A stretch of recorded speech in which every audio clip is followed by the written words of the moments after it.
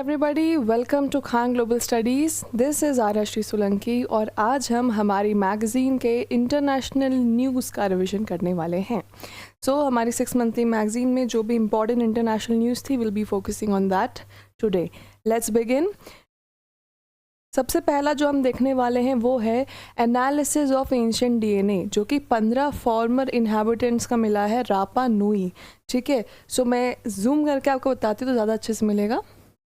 ठीक है, तो ये जो रिसेंट एनालिसिस हुआ है बच्चों एंशिएंट डीएनए का 15 फॉर्मर इनहैबिटेंट्स रापा नुई के, उस पूरे डीएनए एनालिसिस ने चैलेंज किया है पुरानी थ्योरीज को जो उस आइलैंड की डेमोग्राफिक हिस्ट्री को बताती है। अब डेमोग्राफिक हिस्ट्री मतलब उस जगह के रेसिडेंट्स का कैसे इवोल्यूशन हुआ है, जो रेसिडेंट्स वहाँ रहते हैं उन लोगों की अपनी खुद की हिस्ट्री की, उस जगह का कैसे डेवलपमेंट हुआ होगा, इतने पुराने प्राचीन सालों में कौन से लोग वहाँ रहते होंगे, वो कहाँ के होंगे, कहाँ से आए होंगे, कहाँ गए होंगे, कहाँ माइग्रेशन किया होगा और फिर उनकी जनरेशन कैसे पास डाउन हुई, ये बताता है डेमोग्राफिक हिस्ट्री। तो डेमोग्राफिक हिस्ट्री को चैलेंज किया पुराने वहाँ के जो भी चलता हुआ आ रहा था प्रचलन, अभी उन थ्योरीज को चैलेंज किया पुराने डीएनए एनालिसिस ने, जो कि 15 इनहैबिटेंट्स का मिला था रापा नुई की। ठीक है, अब यहाँ पे ये पता पड़ता है इस डेमोग्राफिक हिस्ट्री से ये पता पड़ रहा है कि आइलैंड जो है ड्रामेटिक पॉपुलेशन कोलैप्स एक्सपीरियंस नहीं किया था जो एक बार लग रहा था। तो रापा नुई के जो भी इनहेबिटेंट्स थे, तो पहले ऐसा माना जाता था कि उस आइलैंड में बहुत ही ज़्यादा सडन कोलैप्स हुआ था पॉपुलेशन का, which was not the case. ठीक है, रापा नुई है क्या? तो एक चिलियन आइलैंड है बच्चों जो साउथ ईस्टर्न पैसिफिक में पाया जाता है, जो कि एक बहुत ज़्यादा हमारा इनहैबिटेड प्लेस माना जाता है अर्थ का। ठीक है, ये 3540 किलोमीटर दूर है चिले से। ठीक है, तो यहाँ पर चिले के वेस्ट में 3540 किलोमीटर की दूरी पर ये पाया जाता है। ठीक है, अब बहुत सारे लोग इसे चाइल्ड भी कहते हैं, बहुत सारे चिले भी कहते हैं। मुझे चिले प्रोनाउंस करना अच्छा लगता है, now it is on you. ठीक है, चलो अब यहाँ पर नीचे देखिए, यूनेस्को डेजिग्नेटेड रापा नुई एज, रुकिए मैं इसको थोड़ा सही कर देती हूँ अलाइनमेंट। यस, यूनेस्को ने रापा नुई को वर्ल्ड हेरिटेज साइट के रूप में डेजिग्नेट किया था 1996 में, क्योंकि इसका कल्चरल और हिस्टोरिकल इम्पोर्टेंस बहुत ज़्यादा माना जाता है। आगे चलते हैं बच्चों, पैक्ट फॉर द फ्यूचर की न्यूज़ हम देखते हैं। तो ये जो पैक्ट फॉर द फ्यूचर है, ये यूनाइटेड नेशंस जनरल असेंबली यानी कि UNGA ने अडॉप्ट किया था समिट ऑफ फ्यूचर के दौरान।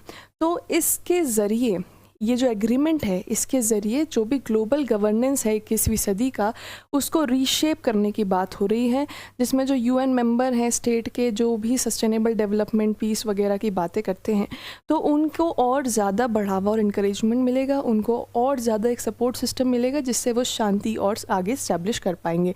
तो pact for the future is related to sustainable development, peace and improvement in general. ठीक है, आगे देखेंगे बच्चों, ये जो पैक्ट है ये 5 फोकस एरियाज़ जो है अपने में रखे हुए हैं।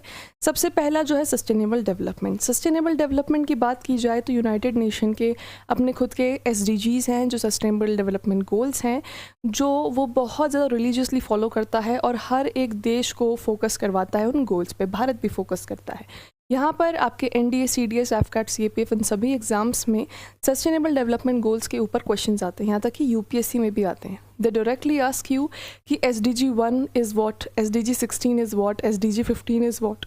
या मैच द कॉलम में आ जाएगा कि ये वाला SDG क्या यही है, करेक्टली मैच करो। तो इसीलिए सस्टेनेबल डेवलपमेंट गोल्स याद होने चाहिए, कितने हैं, कौन से नंबर वाला गोल कौन सा है। ठीक है, अब यहाँ पे जो हमारे 5 की एरियाज़ हैं उसमें से एक है सस्टेनेबल डेवलपमेंट। ऐसा डेवलपमेंट जो कि रिसोर्सेज को कॉम्प्रोमाइज़ करके ना किया जाए, मतलब डेवलपमेंट कंसिडर किया जाता है buildings banana, infrastructure, technology, but अगर बिल्डिंग्स बनाने में आप पूरे के पूरे जंगल ख़त्म कर दे रहे हो तो वो सस्टेनेबल डेवलपमेंट नहीं है। ऐसा डेवलपमेंट जो कि नेचर को सिक्योर और प्रोटेक्ट करके हो, ना कि नेचर को बर्बाद करके, है ना। तो सस्टेनेबल डेवलपमेंट समझ गए। इंटरनेशनल पीस एंड सिक्योरिटी यानी अंतर्राष्ट्रीय शांति और सुरक्षा, साइंस, टेक्नोलॉजी और डिजिटल रिवॉल्यूशन, और यूथ और फ्यूचर जनरेशन, क्योंकि फ्यूचर जनरेशन और यूथ ही है जो इस दुनिया को और आगे ले जाएंगे। और उसी के साथ 5वां पिलर है ट्रांसफॉर्मिंग ग्लोबल गवर्नेंस की। जो ग्लोबल गवर्नेंस है, हर देश का अपना एक गवर्नेंस होता है, एक पैटर्न होता है, एक बॉडी होती है, उनमें एक सही प्रकार से यूनिफॉर्मिटी रहे और एक अलाइनमेंट रहे जो कि विश्व की शांति को स्थापित करता हो, है ना। अब यहाँ पे हम आगे चलते हैं अगली न्यूज़ पर। World rural development day. तो भैया 6 सितंबर 2024 को यूनाइटेड नेशन जनरल असेंबली ने घोषित किया कि भैया हम वर्ल्ड रूरल डेवलपमेंट डे मनाएंगे।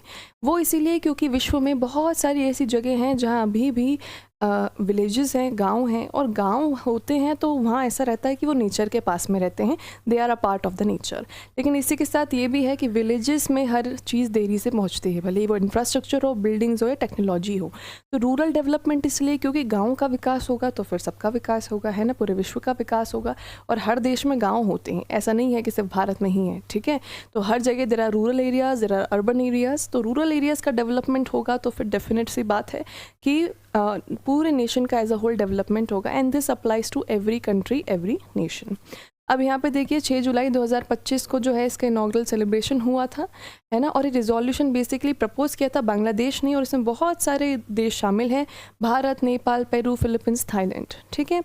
ये जो डेट है बच्चों, ये कॉमेमोरेट करती है integrated rural development for Asia और पैसिफिक जो है उसका सेंटर, तो इसको हम सिरदाप बोलते हैं। तो उसका जब पूरा का पूरा फाउंडिंग हुआ था 1979 में, उस डेट से ये मैच खाता है, इसलिए यहाँ पर इसे सेलिब्रेट किया जाता है। आगे देखिए वर्ल्ड मेडिटेशन डे। ये जो है हम 21 दिसंबर को यूनाइटेड नेशन जनरल असेंबली द्वारा मनाया जाता है वर्ल्ड मेडिटेशन डे। अब मेडिटेशन डे का इवोल्यूशन भारत से ही होता है, ठीक है, बिकॉज इंडिया में जो हमारा कल्चर है उसमें बहुत डीप रूटेड है योगा एंड मेडिटेशन, है ना।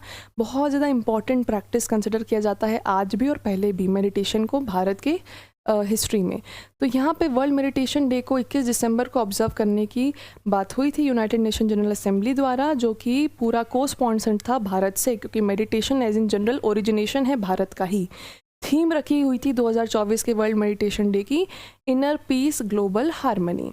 इसी के साथ ये जो दिन है विंटर सोलिस्टाइस से कोइंसाइड करता है। विंटर सोलिस्टाइस मतलब जो हमारा ठंड में, एक तो समर सोलिस्टाइस होता है, एक विंटर सोलिस्टाइस होता है, तो ये हर 6 महीने में आता है बेसिकली। अगर हम इसकी बात करें तो सिम्बॉलिकली जो है इसका हर 6 महीने में it comes, and the summer solstice and winter solstice are in generally those days and nights जहाँ पर एक दिन दिन बड़ा होता है, एक दिन रात बड़ी होती है ना, पूरे साल का।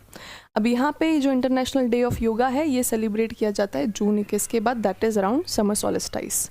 अब यहाँ पे देखिए भारत के साथ साथ, है ना, लाइटेनस्टीन, श्रीलंका, नेपाल, मैक्सिको, एंडोरा, इन देशों ने भी इसके प्रपोजल में भागीदारी दिखाई थी। आगे चलते हैं बच्चे, एनडीबी के मेंबर की बात करते हैं। तो एनडीबी का मतलब क्या है? New development bank. अभी जो न्यू डेवलपमेंट बैंक है ये ब्रिक्स का है, ठीक है। तो अल्जीरिया ने ऑफिशियली इसकी मेंबरशिप अडॉप्ट कर ली है न्यू डेवलपमेंट बैंक की, जो कि ब्रिक्स में है। अब न्यू डेवलपमेंट बैंक ब्रिक्स के देशों के लिए ही फॉर्मली काम करता है, उन्हीं को हेल्प और सपोर्ट देने के लिए इसका इस्टेब्लिशमेंट हुआ था। ये इस्टेब्लिश हुआ था 2015 में। एनडीबी का प्राइमरी गोल क्या है कि जितने भी ब्रिक्स नेशन हैं स्पेशली उन पे फोकस करना, और उनके साथ साथ जितने भी डेवलपिंग नेशंस हैं, ठीक है, उनको अगर इमरजेंसी में कोई फ़ंड चाहिए तो उन्हें भी फ़ंड प्रोवाइड करना, जैसे बैंक काम करती हैं उसी प्रकार से। यहाँ पर देखिए ये बैंक ने प्रीवियसली जो है अपनी मेंबरशिप एक्सपांड करी थी बांग्लादेश को, यूएई को और इजिप्ट को भी, ठीक है, उनके ईयर्स भी मेंशन्ड है। अब यहाँ पे इसका हेडक्वार्टर है शंघाई, चाइना में ही। और ब्रिक्स का हेडक्वार्टर कहाँ है बच्चों? Where is the BRICS headquarter? That you have to tell me, ठीक है, बहुत ईजी है ना, कॉमन हेडक्वार्टर्स ही हैं। तो शंघाई चाइना में एनडीबी का हेडक्वार्टर है। अब यहाँ पर देखिए करंट प्रेसिडेंट इस बैंक के हैं दिल्मा रोसेफ। आगे चलेंगे हम यूके, मॉरिशियस और चागोस आर्चिपेलागो डील पे, ठीक है। तो यूनाइटेड किंगडम और मॉरिशियस की एक पॉलिटिकल एग्रीमेंट हुई थी जिसमें चागोस आइलैंड जो है वो ट्रांसफ़र हो रहा है मॉरिशियस को, ठीक है। और जो फाइनल ट्रांसफ़र है वो पूरा के पूरे ट्रीटी के कंप्लीशन के बाद होगा। तो यहाँ पे आप देखिए सेकेंड पॉइंट कि यूएस और यूके का जो मिलिट्री बेस है डिएगो गार्शिया में, जो कि चागोस आर्चिपेलागो में लोकेटेड है, वो उसी जगह पर रहेगा। साथ ही जो चागोस आइलैंड है जो कि 500 किलोमीटर साउथ में सिचुएटेड है मालदीव्स के इंडियन ओशन में, ये ओरिजिनली जो है uninhabited and were colonised by the French. तो ओरिजिनली जो है इसको फ्रेंच लोगों ने कॉलोनाइज कर दिया था 18वीं सदी में, 18 सेंचुरी में, और उसके बाद ब्रिटिशर्स को दे दिया था 1814 में, है ना। फिर 1965 में यूके ने जो है ब्रिटिश इंडियन ओशन टेरिटरी यहाँ पे स्टैब्लिश कर दी और चागोस को सेंट्रल पार्ट रख दिया। फिर यूके ने चागोस आर्चिपेलागो को डिटैच करवा दिया मॉरिशस से 1965 में, ठीक है। और उसके बाद मतलब ये बेसिकली हुआ कब, मॉरिशस का इंडिपेंडेंस के 3 साल पहले। मॉरिशस को इंडिपेंडेंस मिली थी 1968 में, उसके 3 साल पहले ही यूके ने चागोस आर्चिपेलागो को वहाँ से डिटैच करवा दिया था और वहाँ पे खुद की टेरिटरी इस्टेब्लिश करवा दी थी।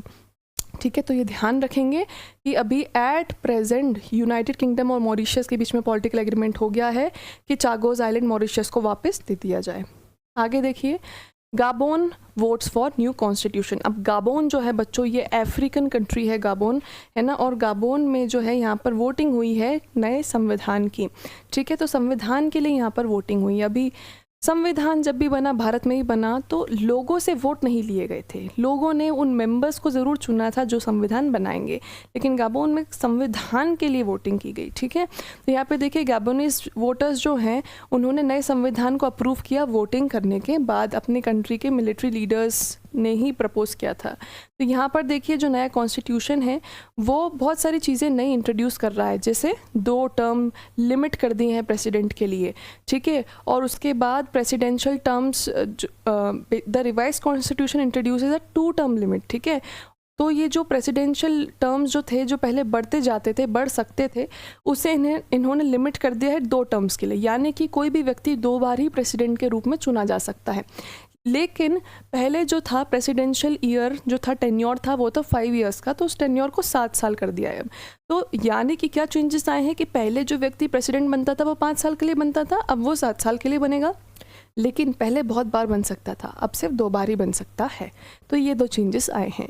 इसी के साथ इन्होंने प्राइम मिनिस्टर की पोजीशन पूरी तरीके से हटा दी है, और साथ ही जो नया कॉन्स्टिट्यूशन है इसमें प्रेसिडेंशियल कैंडिडेट्स की भी रिक्वायरमेंट आई है जो कि एक्सक्लूसिवली गैबोनीज ही हों, है ना, या तो उनके दोनों पेरेंट में से एक गैबोनीज हो या तो पार्टनर गैबोनीज हो, है ना। तो ये सारी भी चेंजेस यहाँ पर आई हैं।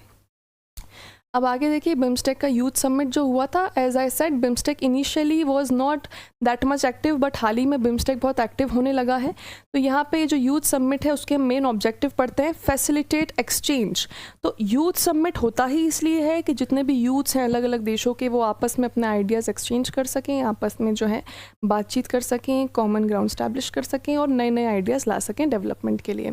इसकी थीम बहुत इंपॉर्टेंट है क्योंकि पेपर्स में थीम ही आती है, youth as a bridge for intra BIMSTEC exchange. ठीक है, यहाँ पे सस्टेनेबल डेवलपमेंट गोल डेफिनेटली वो सपोर्ट करेगा ही। हर एक international organisation sustainable development goal support करता ही है। No one opposes sustainable development goals. अब यहाँ पे बात करेंगे हम सस्टेनेबल डेवलपमेंट गोल्स को अचीव करने का एक टारगेट लिया हुआ है हर एक ऑर्गेनाइजेशन ने अपना अपना, है ना। 2030 इज़ द मेन ईयर। इसी के साथ इसके और ऑब्जेक्टिव थे कि यंग लीडर्स को इंस्पायर करना, चेंजेस लाने के लिए और बेहतरी लाने के लिए, साथ ही डायलॉग एक्सचेंज, कि आपस में जो यंग लीडर्स हैं उनके बीच में डायलॉग का एक्सचेंज हो, आपस में बातचीत हो, एक दूसरे के देशों को जाने, उनका culture, background, history, future ideas and development scenarios. Okay, next is generate ideas. So when you talk, जब आपका डायलॉग एक्सचेंज होगा, जब आप मिलेंगे एक दूसरे को जानेंगे तो आपको आइडियाज़ डेफिनेटली आएंगे। So then that is another objective कि आप आइडियाज़ जनरेट करो, किस प्रकार से आगे डेवलपमेंट बढ़ाना है। ठीक है, नेक्स्ट अगर हम बात करेंगे तो इसमें मिसलेनियस आ रही हैं, यानी कि all the extra news that are coming from the different international realms of our planet. चलो, तो यहाँ पे मिसलेनियस में सबसे पहले हम देखेंगे कि ऑस्ट्रेलिया ने एक लॉ इंट्रोड्यूस किया है जो कि 16 या उससे कम उम्र के बच्चों को बैन करता है सोशल मीडिया प्लेटफॉर्म्स एक्सेस करने से, है ना। तो ऑस्ट्रेलिया ने another thing that Australia has launched is MATES, यानी mobility arrangement for talented early professional scheme. अब ये जो मेट्स स्कीम है, इसमें जो भी इंडियन यूनिवर्सिटी ग्रेजुएट्स हैं उनको 2 साल की वर्क अपॉर्चुनिटी मिल रही है। इस इनिशिएटिव को हिस्सा बनाया है MMPA का, यानी कि migration and mobility partnership arrangement, जो कि भारत के साथ 23 मई 2023 को साइन हुआ था। तो इस पार्टनरशिप अरेंजमेंट के अंडर ही मेट्स चालू हुआ है, जिससे इंडियन ग्रेजुएट्स को 2 साल का वर्क करने का वहाँ पे फैसिलिटी दिया जाएगा ऑस्ट्रेलिया में। स्विट्ज़रलैंड की बात करते हैं तो स्विट्ज़रलैंड ने एक कंट्रोवर्शियल बैन लगाया है, दैट इज़ जिसको फेमसली बुरखा बैन कह रहे हैं, बट इट इज़ नॉट बुरखा बैन। स्विट्ज़रलैंड का बैन इस प्रकार का है कि कोई भी पब्लिक प्लेसेस पे अपना पूरा फेस कवर करके नहीं घूमेगा, बट उसको इंटरप्रेट बुरखा बैन जैसा किया जा रहा है। तो इफ़ समबडी आस्क्स यू बुरखा ban recently which is in controversy कौन से देश से आया, दैट इज़ स्विट्ज़रलैंड, बट उस बैन का नाम बुरखा बैन है नहीं, वो लोगों ने अपने आप से नाम रखा है। ठीक है, चलिए आगे चलते हैं। साउथ अफ्रीका ने लॉन्च किया है TTOS, ठीक है, इसका फुल फॉर्म है trusted tour operator scheme. Trusted tour operator scheme basically launch हुई है भारतीय और चाइनीज़ मार्केट्स के लिए और भारतीय और चाइनीज़ टूरिस्ट के लिए स्पेशली, ठीक है। इंडियन और चाइनीज़ टूरिस्ट जो भी अफ्रीका, साउथ अफ्रीका जाते हैं तो वहाँ पे उन्हें लैंग्वेज प्रॉब्लम बहुत आती है, जिसके कारण टूरिज़्म में भी दिक्कत आती है। तो टूरिज़्म बूस्ट करने के लिए साउथ अफ्रीका ने लैंग्वेज बैरियर हटा दिया है ना। तो बेसिकली क्या हुआ है, ये जो स्कीम है ये इम्प्लीमेंट की गई है 2025 जनवरी के महीने से, और ये एम करती है कि जितना भी लैंग्वेज इश्यूज़ हैं in the job sectors, in the tourism sector, वो रिजॉल्व हों, ठीक है। और इसके लिए इन्होंने एक अलग से पूरा सिस्टम सेटअप किया है। नेक्स्ट आप देखो, नेपाल ने international solar alliance officially join कर लिया उसका 101st मेंबर बन के। अब ISA क्या है, इंटरनेशनल सोलर अलायंस जो एक जॉइंट इनिशिएटिव है भारत और फ्रांस का, जो कि पेरिस एग्रीमेंट 2015 के तहत बना था।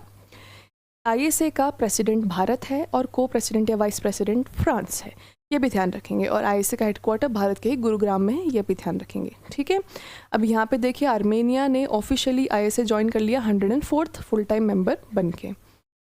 आगे देखेंगे, ISA का फाउंडेशन मैंने बताया ही था 2015 में बना था after the Paris Agreement 2015 with India and France as the main members.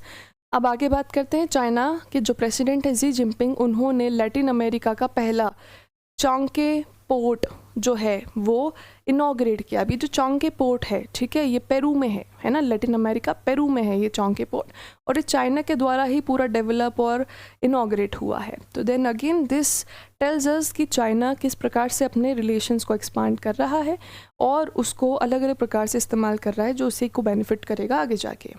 अब भारत और कतर की बात करते हैं। तो देखिए, भारत और कतर ने डिस्कशंस किए हैं जिसमें वो अपने कोऑपरेशन को स्ट्रेंथन करना चाहते हैं, है ना, specially talking about money laundering and terrorism financing.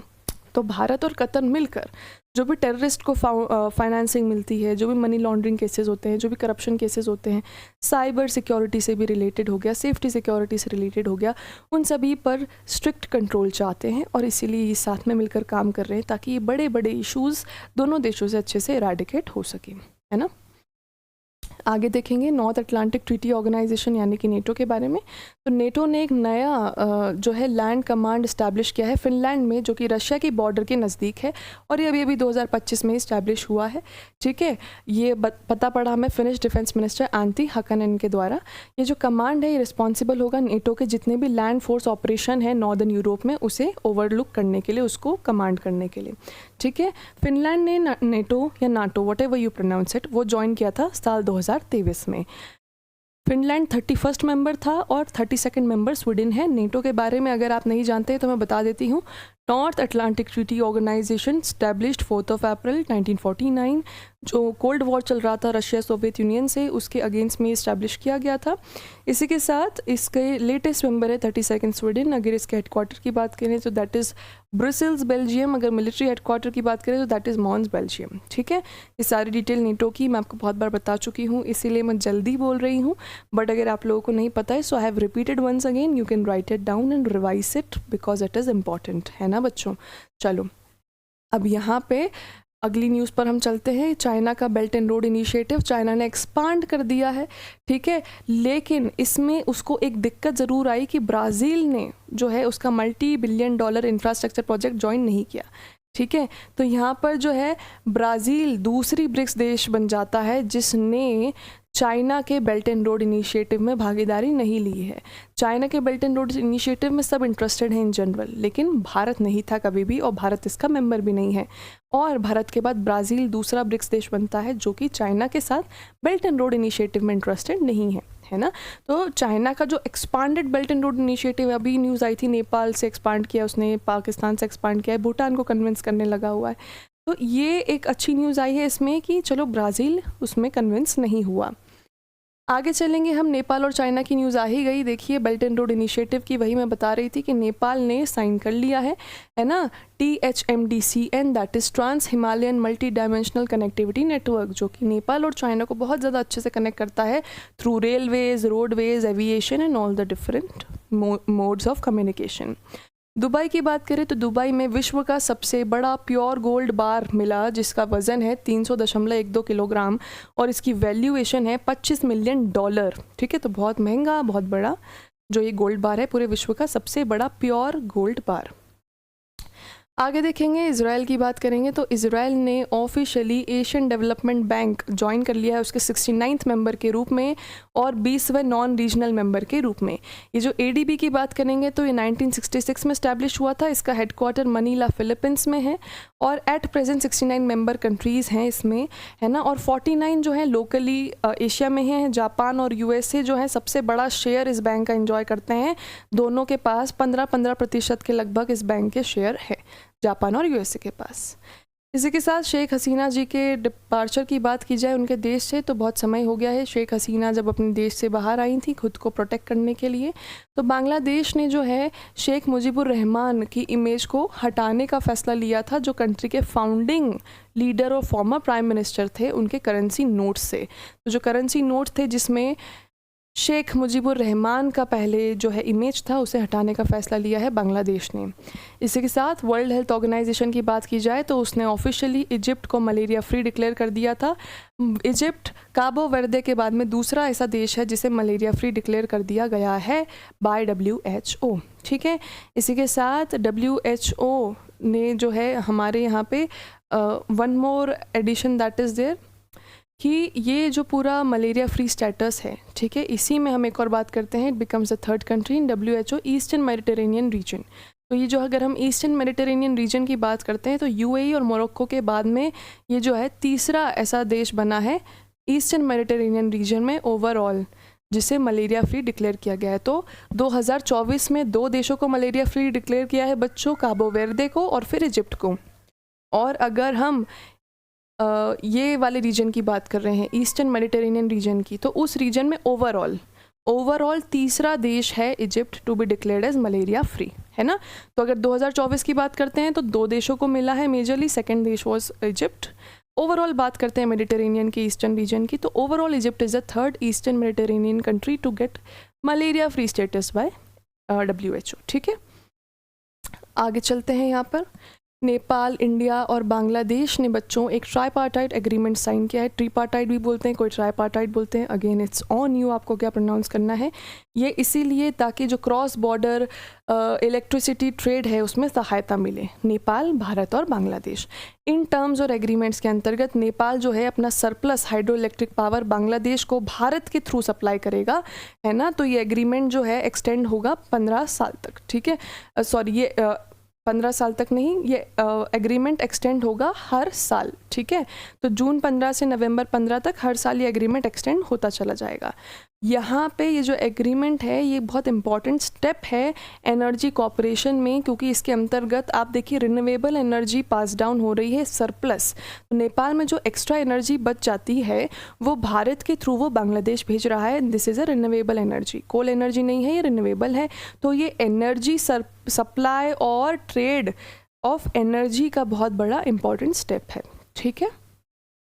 आगे देखेंगे आर्कियोलॉजिस्ट, पहले मैं इसको जूम कर देती हूँ, ठीक है। इज़मिर तुर्की में जो आर्कियोलॉजिस्ट हैं उन्हें 8200 साल पुराना कॉल पेन मिला है बेसिकली यसीलोवा माउंट के ऊपर, जो वो ऐसा मानते हैं कि विश्व का सबसे पुराना आईलाइनर हो सकता है। कोल पेन मतलब क्या? कोल मतलब काजल, हिंदी में जो हम काजल बोलते हैं इंग्लिश में वो कोल होता है। तो कोल पेन तो पहले के ज़माने में भी जो है श्रृंगार वगैरह तो करते ही थे, जितना पुरुष करते थे उतनी महिलाएं। अच्छा, एक और बात श्रृंगार से संबंधित मैं बताना चाहूँगी कि जनरली ऐसा है, आजकल हो गया है कि आदमी तो मेकअप नहीं करते हैं, औरतें ही मेकअप करती हैं। पर एक बात मैं बताऊं कि श्रृंगार वगैरह ये जो आइडिया है ये ओरिजिनेट ही पुरुषों से हुआ है, ठीक है। पहले पुरुष औरतों के बराबर या उनसे ज़्यादा ऑर्नामेंट्स पहनते थे, है ना। पहले पुरुष भी तैयार होते थे, काजल वगैरह पुरुष भी बहुत लगाते थे। जो बॉडी टैटूज़ अभी प्रचलित है, पुरुष भी बहुत ज़्यादा इसमें भागीदारी लेते थे। इसी के साथ अगर हम मॉडर्न डेज फैशन की बात करें तो आजकल जो हील औरतें पहनती हैं, जो हील्स औरतें पहनती हैं वो बनाए गए थे पुरुषों के लिए। तो हील्स इनिशियली पुरुषों द्वारा लाई गई थी और पुरुषों के लिए लाई गई थी, जो आज केवल औरतें पहनती हैं। तो यहाँ पे श्रृंगार को अब जाके ऐसा बना दिया गया है कि मेकअप एंड सजना धजना ये सिर्फ महिलाओं का काम है, बल्कि ये शुरुआत पुरुषों से हुई थी, ठीक है। तो यहाँ पर देखिए 8200 साल पुराना एक कोल पेन यानी कि आईलाइनर के जैसा कुछ पाया गया है, जिसे विश्व का सबसे पुराना आईलाइनर माना जा रहा है।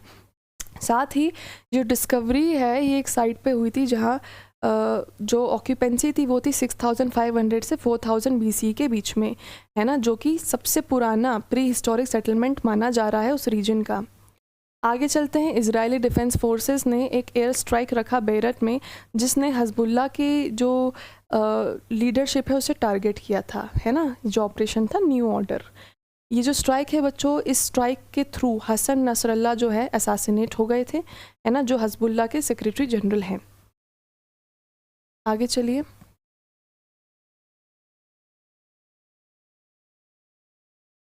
नेक्स्ट जो हम देखेंगे उसमें देखिए, नेब्रास्का USA ने 6 दिसंबर को डिक्लेयर किया है a day of remembrance for Mahatma Gandhi, है ना। इसी के साथ जो US प्रेसिडेंट डोनाल्ड ट्रंप है उन्होंने एक एग्जीक्यूटिव ऑर्डर साइन किया है जिसमें USA को WHO से निकाल लिया गया। तो यहाँ पर ये हम पहले भी डिस्कस कर चुके हैं बहुत बार। डोनाल्ड ट्रंप जैसे ही आए उन्होंने USA को पेरिस एग्रीमेंट के साथ साथ WHO से भी विड्रॉ करवा लिया। जब पूछा गया कि व्हाट इज़ द रीज़न कि आप WHO से विड्रॉ कर रहे हैं, तो डोनाल्ड ट्रंप ने कहा कि WHO ने अपनी रिस्पॉन्सिबिलिटी सही से नहीं निभाई, specially talking about global pandemic like कोविड-19। ठीक है, तो कोविड-19 में WHO अपनी जिम्मेदारी अगर अच्छे से निभाता तो वो देशों को पहले ही सचेत कर देता कि भैया ये बीमारी जो है बहुत लार्ज स्केल की है, आप उस प्रकार से तैयारी कीजिए। पर डोनाल्ड ट्रंप का कहना था कि WHO ने ऐसी कुछ भी वार्निंग रिलीज़ नहीं करी थी इतनी हाई इंटेंसिटी पर, वरना शायद इतनी कैजुअल्टीज़ या इतनी डेथ्स नहीं होती। ये बहाना देके WHO से USA को उन्होंने निकाल लिया। आगे देखेंगे, कंबोडिया का अंगकोर वट जो है बच्चों, ये विश्व का 8वां अजूबा सक्सेसफुली डिक्लेयर हो चुका है और यूनेस्को ने इसको सबसे ज़्यादा फोटोजेनिक वर्ल्ड हेरिटेज साइट का टाइटल दिया है ना, इन एशिया। तो यहाँ पे ये जो अंगकोर वट है, अभी तक क्या थे 7 अजूबे इस दुनिया में, 8वां तू और मैं मेरे यार, तो अब 8 अजूबे हो गए हैं। ठीक है, तो 8वां अजूबा जो है दैट इज़ अंगकोर वट। ठीक है, दिस इज़ बिल्ट इन अ वे जो हमारे भारतीय मंदिर होते हैं, स्पेशली साउथ इंडियन टेम्पल्स, उन्हीं के डिज़ाइन पर जो ये बना हुआ है, लेकिन बहुत बड़ा मंदिर है, बहुत सुंदर मंदिर है और बहुत प्राचीन है। ठीक है, कंबोडिया में पाया जाने वाला अंगकोर वट, इसे यूनेस्को वर्ल्ड हेरिटेज साइट के रूप में डिक्लेयर कर दिया गया है एशिया का, टाइम्स ट्रैवल के द्वारा। ठीक है, अब यहाँ पे आगे देखिए, जो और हमारे ऐसे लैंडमार्क्स हैं जिन्हें इस प्रकार से जाना जाता है, वो लैंडमार्क्स हैं ताजमहल और हम्पी भारत के, चाइना के ग्रेट वॉल, म्यांमार की एंशिएंट सिटी ऑफ बगान, इंडोनेशिया का बोरोबुदुर, वियतनाम का हालोंग बे, जापान का historic monuments of Kyoto, Jordan का पेट्रा और फिलीपींस का राइस टेरेसेस ऑफ कॉर्डिलर्स। ठीक है, आगे देखेंगे वर्ल्ड बुक कैपिटल। तो वर्ल्ड बुक कैपिटल भी हर साल जो है बच्चों आते हैं। ठीक है, वर्ल्ड बुक कैपिटल के बारे में अच्छा और पहले से ही इंट्रोड्यूस हो जाते हैं, लाइक 2026 का वर्ल्ड बुक कैपिटल अभी ही 2024 में ही आ गया था। तो 2026 जो साल है उसका वर्ल्ड बुक कैपिटल के रूप में रबात को चुना गया है, जो कि मोरक्को का कैपिटल है। ठीक है, तो यहाँ पर देखिए वर्ल्ड बुक कैपिटल के रिकमेंडेशंस, जो उनकी एडवाइजरी कमेटी होती है, उनके रिकमेंडेशन के बाद 2026 के वर्ल्ड बुक कैपिटल के रूप में Rabat, that is the capital of Morocco, को चुना गया। यहाँ पे आगे देखिए, आक्रा घाना जो है ये टाइटल 2023 में होल्ड किया हुआ है। स्ट्रेसबो फ्रांस जो है 2024 में इस टाइटल को होल्ड किया था। साथ ही 2025 का वर्ल्ड बुक कैपिटल है रियो दी जेनेरियो, ब्राज़ील। अब हम वर्ड्स ऑफ द ईयर पे आएंगे, तो ऑक्सफोर्ड ने अपना word of the year declare किया है ब्रेन रॉट। अब मैं यहाँ एक एक शब्द आपको एक्सप्लेन करूँगी कि उसका मीनिंग क्या है। ब्रेन रॉट एक बहुत ही जेंजी स्लैंग है। जितने भी आपको वर्ड ऑफ द ईयर दिखेंगे, सभी डिक्शनरी के सारे जेंजी वर्ड्स दिखेंगे। जेंजी वर्ड्स से क्या मतलब है मेरा, जो भी न्यू ट्रेंडिंग वर्ड्स हैं जो आपको सोशल मीडिया प्लेटफॉर्म्स पे एक्सेसिवली यूज़ होते हुए दिखेंगे, दैट। ब्रेन रॉट का मतलब होता है कुछ ऐसा जो कि इतना फ़नी नहीं है बट फ़नी लग रहा है ना। तो ब्रेन रॉट बेसिकली, रॉट मतलब सड़ना, ब्रेन मतलब दिमाग। ठीक है, तो इट्स नॉट लिटरली, ऐसा नहीं कि दिमाग सड़ चुका है इन लिटरल सेंस, वैसा नहीं है। ये बहुत फ़नी वे में है कि हमें किसी भी चीज़ पर हंसी आ जा रही है तो हमारा दिमाग इस लेवल पे है कि anything can make us laugh. ऐसा होता है ना बहुत बार कि हम हमारे दोस्त की शक्ल देख रहे हैं, कोई चीज़ इतनी फ़नी है भी नहीं, but as soon as we make eye contact with that friend we start laughing, there is no reason, so then that is brain rot according to this. ठीक है, तो ऑक्सफोर्ड का वर्ड ऑफ द ईयर है brain rot. आगे चलेंगे तो डिक्शनरी.com ने word of the year दिया है डिम्योर। डिम्योर शब्द जो है इस्तेमाल किया जाता है उन लोगों के लिए जो बड़े शाय और मॉडेस्ट होते हैं, खुद में रिजर्व्ड होते हैं, बट उनमें ग्रेस भी होता है। ठीक है, तो यहाँ पे बहुत शांत स्वभाव के, जो बहुत चार्मिंग लोग होते हैं, उनके लिए डिम्योर शब्द इस्तेमाल किया जाता है। ठीक है। आगे देखिए कॉलिंस ने शब्द दिया ब्रैट। अब ब्रैट इनिशियली होता था, ब्रैट इनिशियली उन लोगों को कहते थे जो बहुत बिगड़े बच्चे होते थे, क्लास के सबसे नॉटीएस्ट, उन्हें पहले ब्रैट बुलाते थे। लेकिन समय के साथ शब्दों का अर्थ बदलता है, तो अब जो जेनजी शब्द है ब्रैट, उसका मतलब है बहुत कॉन्फिडेंट, बहुत कैरिस्मेटिक, बहुत ज़्यादा अपने ही तौर तरीक़ों से और अच्छे से रहने वाला। ठीक है, तो यहाँ पे आप देखोगे कि बहुत ही जो यूनिक से कॉन्फिडेंट लोग होते हैं उनको अब ब्रैट शब्द से जो है इंट्रोड्यूस किया जाता है। तो पहले ब्रैट बहुत नेगेटिव था, but with time it has become positive. Okay, Cambridge ने शब्द दिया है मैनिफेस्ट। अब मैनिफेस्ट मतलब क्या होता है? जिसे हम ईश्वर के सामने प्रार्थना करते हैं कि मैं मेहनत कर रही हूँ या कर रहा हूँ तो मुझे इतना इसका फल, ये वो ऐसा वैसा, है ना। तो दिस इज़ मैनिफेस्टेशन। लेकिन इसको अगर सही तरीके से बताया जाए, ये तो हम क्या है, हम हमारे भगवान से कुछ मांग रहे हैं, लेकिन एक्चुअल में मैनिफेस्टेशन क्या होता है कि हम उस बारे में इतना सोच रहे हैं, इतनी मेहनत कर रहे हैं, उस चीज़ से हम इतने जुड़े हुए हैं emotionally, mentally, with our actions, कि हम उस चीज़ को रियलिटी में कन्वर्ट कर देते हैं, और इस पूरी प्रोसेस को मैनिफेस्टेशन कहा जाता है। जैसे आपने शाहरुख खान का वो डायलॉग सुना होगा कि वो शिद्दत से, मुझे एक्चुअल डायलॉग नहीं पता, बट क्या, मैंने इतनी शिद्दत से तुझसे शायद मोहब्बत की है कि पूरी दुनिया ने मुझे तुझसे मिलाने की साजिश की है, समथिंग लाइक दैट। ठीक है, तो ये क्या है, ये बता रहा है कि उस व्यक्ति ने उस चीज़ के बारे में इतना सोचा कि वो रियलिटी में हो गया, है ना। तो वो सोचना और वो उसके एक्शंस और उस सब ने उसके ड्रीम को रियलिटी में कन्वर्ट कर दिया, और इस प्रोसेस को मैनिफेस्टेशन कहा गया है ना। और ये जो शब्द है इसको कैम्ब्रिज ने वर्ड ऑफ द ईयर घोषित किया। चलिए, अब वर्ल्ड इकोनॉमिक फोरम की ये जो न्यूज़ है, तो वर्ल्ड इकोनॉमिक फोरम का समिट हुआ था जो कि डावोस स्विट्ज़रलैंड में हुआ था। इस समिट में भारत के बहुत अलग अलग राज्यों ने पार्टिसिपेट किया, स्पेशली भारत के साउथ इंडियन स्टेट्स ने तो बहुत ही ज़ोरों शोरों से इसमें पार्टिसिपेशन किया था, और वो पार्टिसिपेशन इसलिए कर रहे थे ताकि अलग अलग इन्वेस्टर्स को अट्रैक्ट कर सकें, और जो कि सक्सेसफुल भी हुआ, है ना। बहुत सारे अलग अलग राज्यों को उनके इन्वेस्टर्स मिले हैं। तो यहाँ पे हम वर्ल्ड इकोनॉमिक फोरम की बात करते हैं। इस्टेब्लिश हुआ था बच्चों 1971 में यूरोपियन मैनेजमेंट फोरम के द्वारा, और ये ऑर्गेनाइजेशन को रीनेम किया था वर्ल्ड इकोनॉमिक फोरम 1987 में। ठीक है, तो इनिशियली ये यूरोपियन मैनेजमेंट फोरम के नाम से इस्टेब्लिश हुआ था, आगे जाके वर्ल्ड इकोनॉमिक फोरम में कन्वर्ट हो गया। इसका हेडक्वार्टर है कॉलोनी, स्विट्ज़रलैंड। इसको जो है फाउंड किया था बच्चों जर्मनी के इकोनॉमिस्ट क्लाउस स्वाब ने। ठीक है, तो इन क्लाउस साहब ने जो है इसे फाउंड किया था। 2025 की वर्ल्ड इकोनॉमिक फोरम की थीम थी कोलैबोरेशन फॉर इंटेलिजेंट एज। साथ ही अगली न्यूज़ पर चलते हैं। इंडिया एआई जो है एक इंडिपेंडेंट बिजनेस डिवीजन है जो कि डिजिटल इंडिया कॉर्पोरेशन के अंडर काम कर रहा है। इसने एक MOU साइन किया है माइक्रोसॉफ्ट के साथ। ठीक है, तो इंडिया एआई ने एक MOU साइन किया है माइक्रोसॉफ्ट के साथ, जिसके अंतर्गत आर्टिफिशियल इंटेलिजेंस का अडॉप्शन इंडिया में और ज़्यादा तेज़ी से होगा। अब टेक्नोलॉजी को और ज़्यादा जो है प्रेफरेंस मिलेगी। आगे देखिए बच्चों, इंडिया एआई माइक्रोसॉफ्ट कोलैबोरेशन के बारे में ही बात है कि इन्होंने आर्टिफिशियल इंटेलिजेंस को बढ़ावा देने के लिए साथ में हाथ जोड़ लिए हैं, हाथ मिला लिए हैं बेसिकली, जिसमें 5 लाख इंडिविजुअल्स, जिसमें बच्चे, एजुकेटर, डेवलपर, गवर्नमेंट ऑफिशियल, महिलाएं जो बिजनेसमैन हैं, इन सभी को ट्रेन किया जाएगा 2026 तक आर्टिफिशियल इंटेलिजेंस में। और इन्हें आर्टिफिशियल इंटेलिजेंस कैटलिस्ट के रूप में भी कहा जा रहा है, जिसे एक्सीलेंस का सेंटर माना जाएगा आर्टिफिशियल इंटेलिजेंस के लिए। और ये केवल अर्बन जगहों तक सीमित नहीं है, रूरल जगहें भी फोकस की जा रही है इसमें। Tier 1, Tier 2, Tier 3 all the cities are being focused. चलिए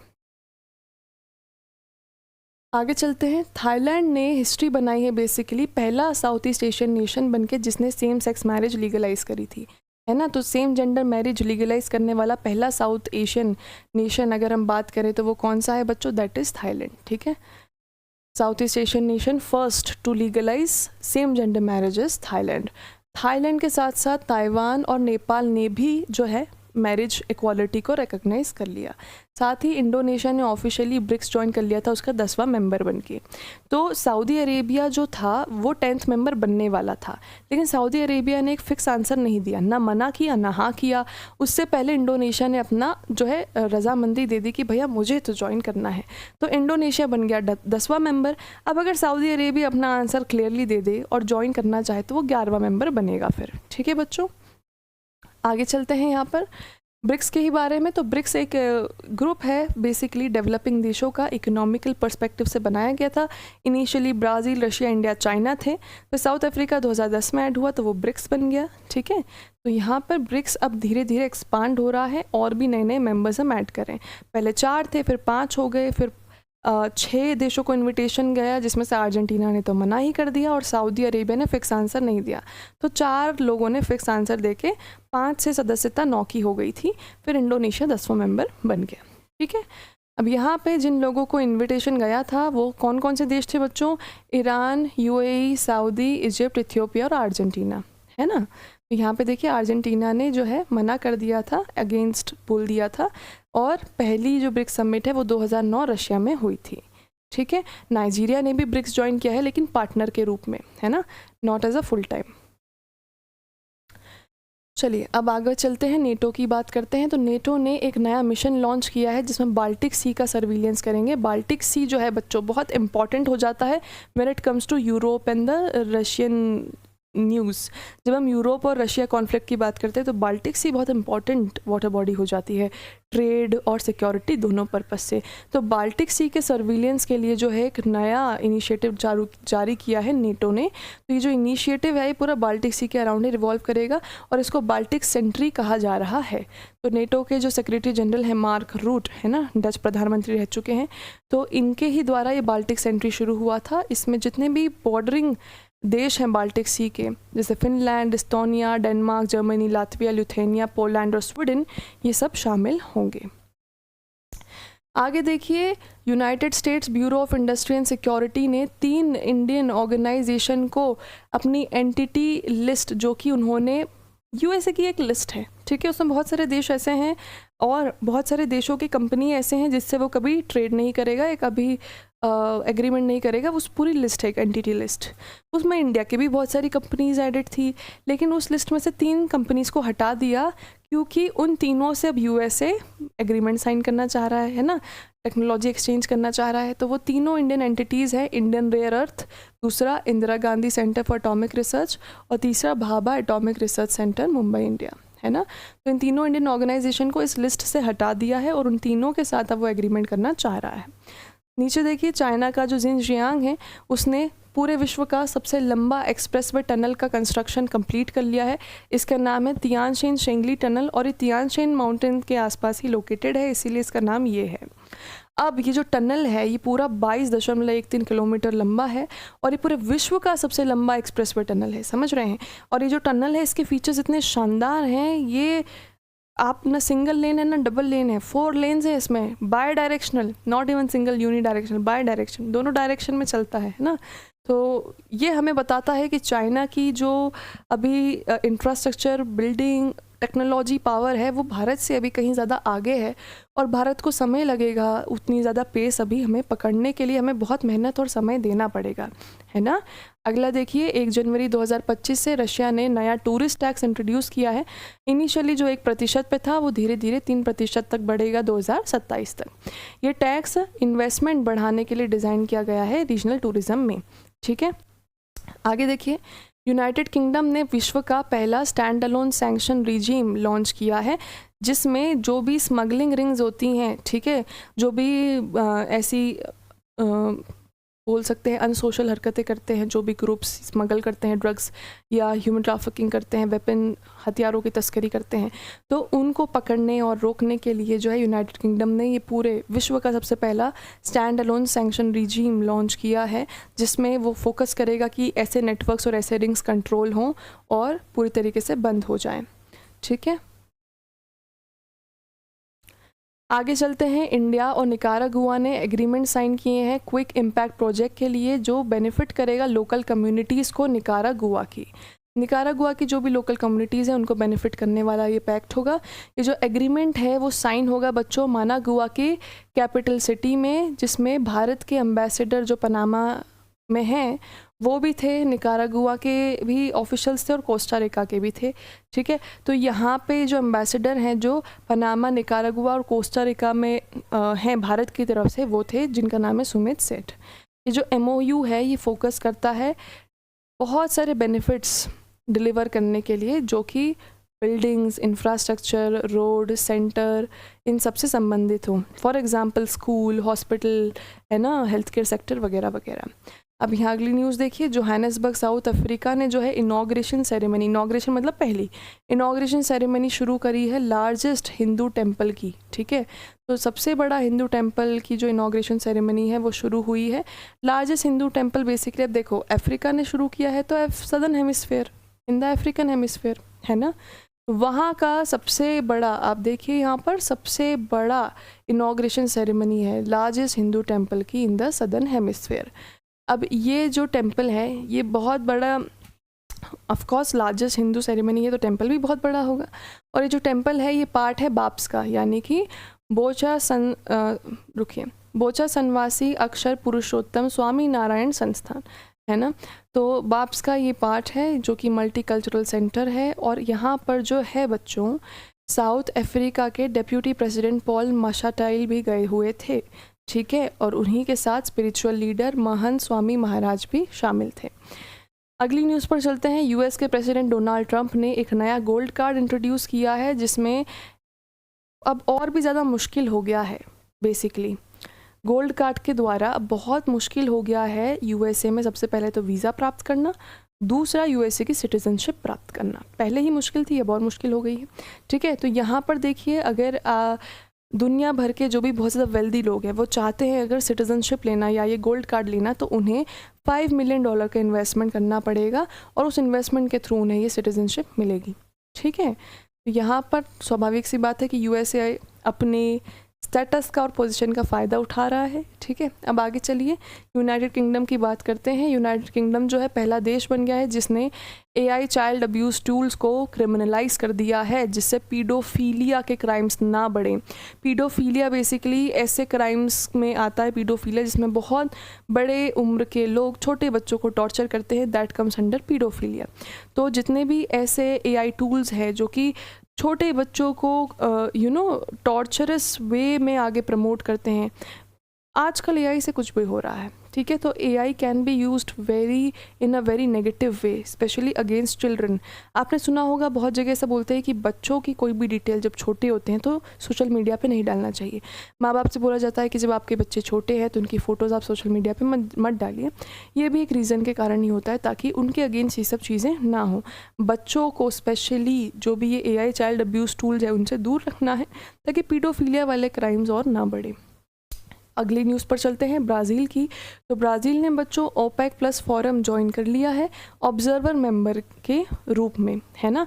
OPEC जो है बच्चों ये बहुत मेजर ऑयल प्रोड्यूसिंग ऑर्गेनाइजेशन है। ठीक है, और इसमें एनर्जी ट्रांजिशन लाने की बातें चल रही हैं, तो इसीलिए ब्राज़ील अगर इसका हिस्सेदार बन चुका है तो बहुत अच्छी बात है, स्पेशली डेवलपमेंट बेसिस से ब्राज़ील के लिए it's a very good news.